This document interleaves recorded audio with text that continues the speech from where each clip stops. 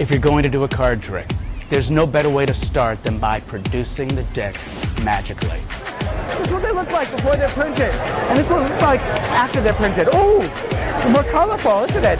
But they're not done. They still have plenty to do that. They have to make it in the shape of a card box.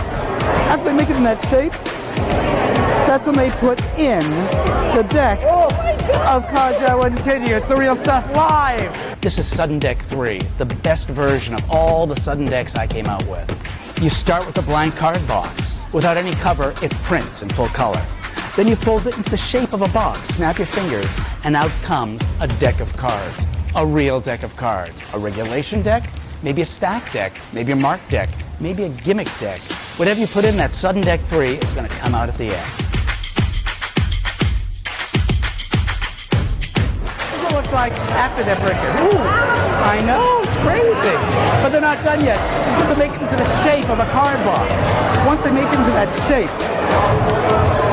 that's when they can put in a deck of cards. I wouldn't kid you. I'm David Regal, and for my money, there's no better way to start a card routine than with Sudden Deck.